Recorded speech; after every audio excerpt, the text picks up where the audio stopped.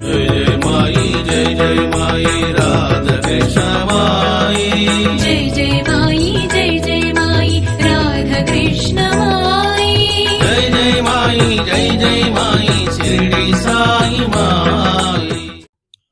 जय सद्गुरुनाथ महाराज की जय। बोलो राधे कृष्ण माई की जय।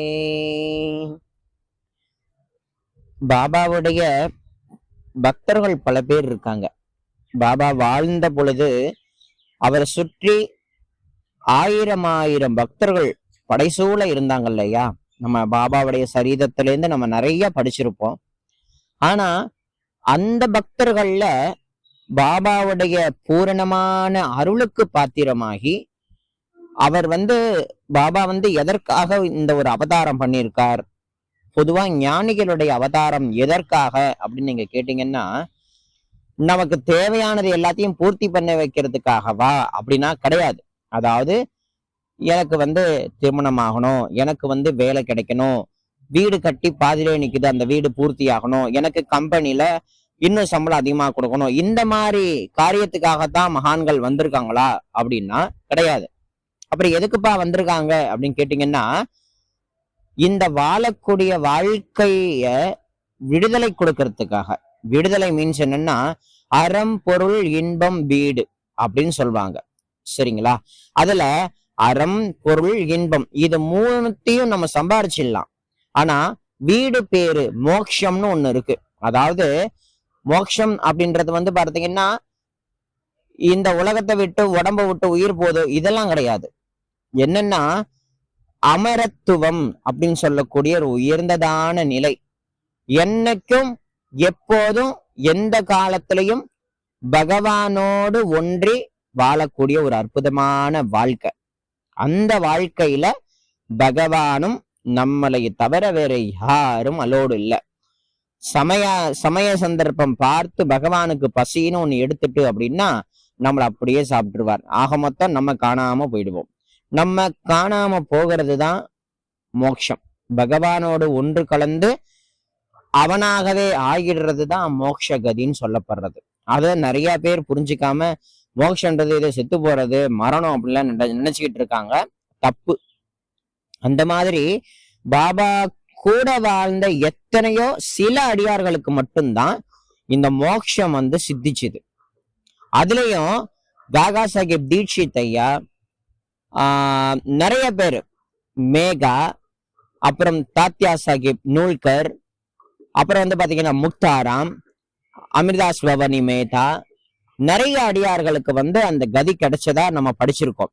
ஆனா வாழும் பொழுதே பாபாவோடு வாழும் பொழுதே மோட்ச கதி சித்திச்சு, அதாவது இந்த உடம்புல இருந்துகிட்டே அந்த மோட்ச நிலையில இருந்து கொண்டு வாழ்ந்த உயர்ந்ததான மகாபக்தர்கள்ல இந்த ராதா கிருஷ்ணமாய் அம்மா தான் முதலாவது பக்தர்.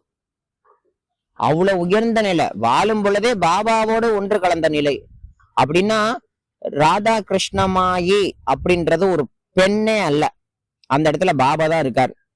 ராதா கிருஷ்ணமாயின்றது ஒரு பெண்ணா நம்ம பாவிக்கிறோம்.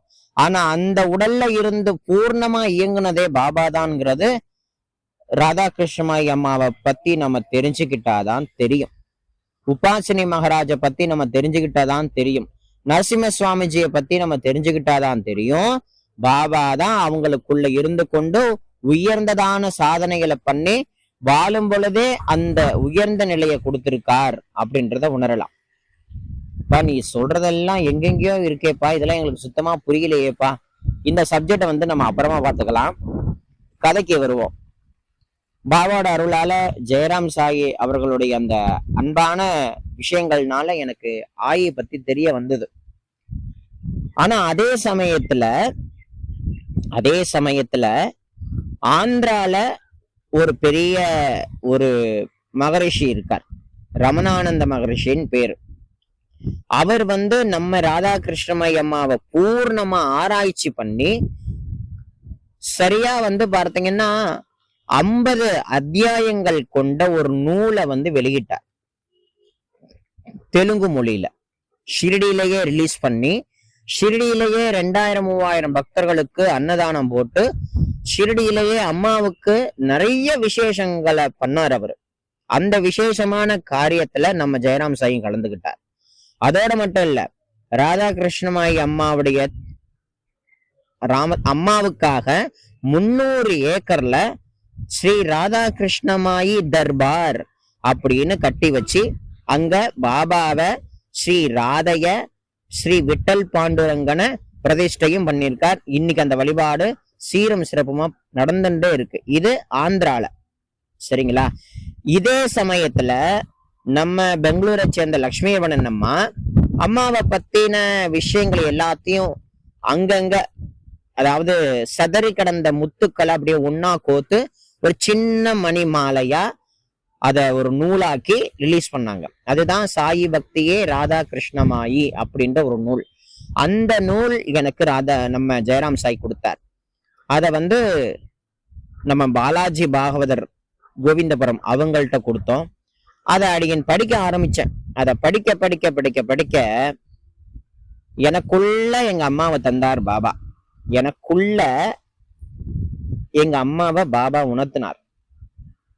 அந்த உணர்வுன்றது, அந்த உணர்வு தான் என்னுடைய நான் பிறந்ததுக்கான அர்த்தமோ என்னவோ, அம்மா மேல எனக்கு ஒரு பெரிய அன்பு உருவானுச்சு. ஏன்னா அந்த சின்ன நூலை 80 பக்கம் தான் இருக்கும். அதை படிக்க படிக்க படிக்க படிக்க மனசுல ஒரு தாபம் என்னன்னா, பாபாவுடைய இந்த சாயி சிசத்துல ஒரே வரியில அம்மாவுடைய வாழ்க்கையை முடிச்சுட்டாங்க. ஆனா அவங்கள பத்தி சொல்லணும்னா, எழுதணும்னா எழுதவே முடியாது. அவ்வளோ விஷயங்கள் பாபாவுடைய கருணையினால அவங்க ஷிரடியில இருந்து உழைச்சிருக்காங்க. அந்த அன்னையினுடைய தியாகமான அந்த வாழ்க்கை, அந்த அன்னையினுடைய உயர்ந்ததான சாநித்தியம், அவங்க இருந்த உயர்ந்ததான பிரம்மத்தோட நிலை யாருக்குமே தெரியாம போயிட்டு இப்படிலாம் ஆயிட்டே அப்படின்னு யோசனை. அதுக்கப்புறம் எனக்கு ஒரு யோசனை வந்துச்சு. அதை நான் ஜெயராம் சாய்ட்ட யார்ட்டையுமே சொல்லல.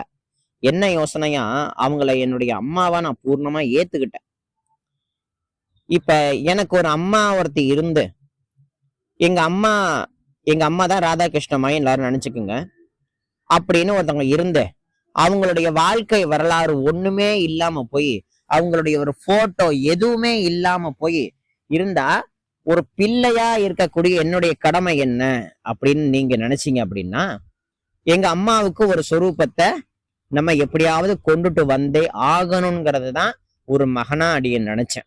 அம்மாவுடைய மகனா, ராதாகிருஷ்ணமாயி அம்மாவுடைய ஒரு குழந்தையா நினைச்சு அம்மாவுக்கு அவங்கள கையெடுத்து கும்பிடணும்னு நினைச்சேன். கையெடுத்து கும்பிடணும்னு நினைச்சேன். அப்ப கும்பிடுறதுக்கு ஒரு ரூபம் வேணும் தானே.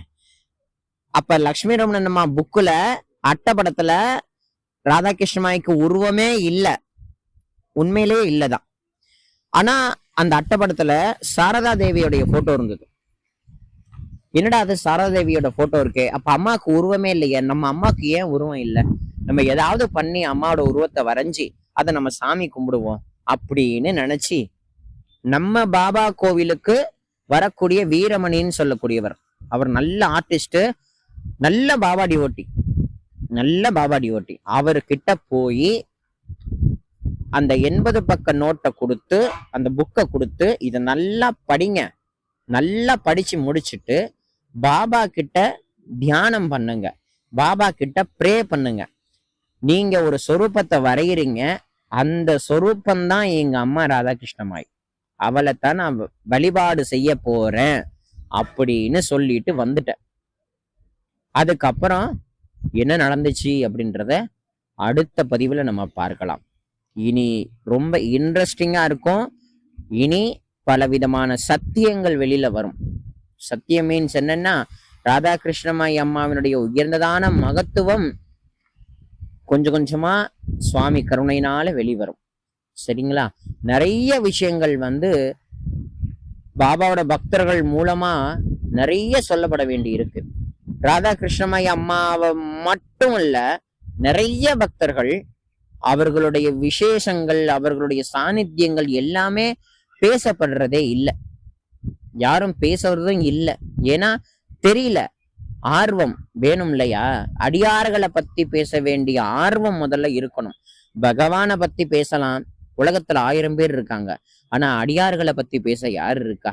ஆனா சிவ வழிபாடோ விஷ்ணு வழிபாடோ, இந்த சிவ வழிபாட்டுல நாயன்மார்களை பத்தி பேசுறதுக்கு ஆயிரக்கணக்கான பேர் இருக்காங்க. பெருமாள் வழிபாட்டுல ஆழ்வார்களை பத்தி பேச ஆயிரக்கணக்கான பேர் இருக்காங்க. ஆனா நம்ம சாய்பாபாவுடைய சம்பிரதாயத்துல, நம்ம சாய்பாபாவுடைய மார்க்கத்துல பாபாவேன்னு கதின்னு வாழ்ந்த அந்த அடியார்களை பத்தி பேச யாரு இருக்கா? அடியார்கள்னு சொல்றது யாரெல்லாம் ரொம்ப முக்கியமானவங்க? ராதாகிருஷ்ணமய்யம்மா, உபாசினி பாபா, நரசிம்ம சுவாமிஜி, ராதாகிருஷ்ண சுவாமிஜி, சிவம்மா தாயி, சிவனேசன் சுவாமிகள், இத்தனை பேரை தான் அடியன் நான் குறிப்பிட்டு சொல்றேன். ஏன்பா இவங்க மேல மட்டும் ஒரு குறியாவே இருக்க அப்படின்னு கேட்டீங்கன்னா, இவங்க மகான்கள், ஆக்கப்பட்டவர்கள். இவர்களுடைய கடுமையான உழைப்பு, இவங்களுடைய கடுமையான பிரயத்தனம் இல்லை அப்படின்னா இன்னைக்கு நம்ம பாபாவை வணங்குறதுக்கான பாக்கியமே நமக்கு கிடைக்காம போயிருக்கும். பாபாவால மகான்களா உருவாக்கப்பட்டவங்க இவங்க இத்தனை பேருமே. அத்தனை பேரையும் நம்ம என்னைக்காவது ஒரு நமஸ்காரம் பண்ணியிருக்கோமா? அவங்கள பத்தின ஒரு சிந்தனை பண்ணியிருப்போமா? பாபாவோட வரலாறுகளை படிச்சுக்கிட்டே படிக்கிறோம் அவ்வளவுதான். ஆனா சிந்தனை பண்றதுன்றது ரேர். சொல்றதோட அர்த்தம் புரியுதுங்களா? என்னைக்காவது ஒரு நாள் இப்படி கடுமையா உழைச்சவங்கள பத்தி நம்ம எத்தனை பேர் பேசியிருக்கோம்? இது பெரிய வருத்தப்பட வேண்டிய விஷயம் தானே. அதனால எனக்கு பிடிச்சது என்னன்னு கேட்டீங்கன்னா, நரசிம்ம சுவாமிஜிய ஒரு பக்கம் கொண்டாடுறாங்க. மயிலாப்பூர் பாபா கோவில்ல அழகா அவருக்கு ஒரு சொரூபத்தை பண்ணி அவருடைய மகா சமாதியெல்லாம் கொண்டாடுறாங்க. ராதாகிருஷ்ண சுவாமிஜியும் பெங்களூர்ல கொண்டாடுறாங்க. சிவனேசன் சுவாமிகளை ஷிரடியில பிம்பல்வாடி போற ரோட்ல மகா சமாதி இருக்கு, அங்கேயும் கொண்டாடுறாங்க. அதே மாதிரி சிவம்மா தாய்க்கு ஒரு சமாதி இருக்கு, பெங்களூர்ல கொண்டாடுறாங்க. ஆனா நம்ம அம்மாவை கொண்டாட யாரு இருக்கா? ராதாகிருஷ்ணமாய் அம்மாவை கொண்டாட யாரு இருக்கா? சரிங்களா?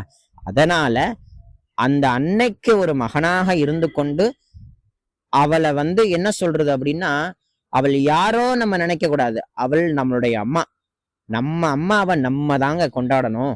பாபாவை அழகுபடுத்தி அன்னைக்கு கொண்டாடினாங்க நம்ம அம்மா. ஆனா இன்னைக்கு அந்த அம்மாவை கொண்டாடுறதுக்கு யாராவது இருக்காங்களா? நம்ம தானே கொண்டாடணும்.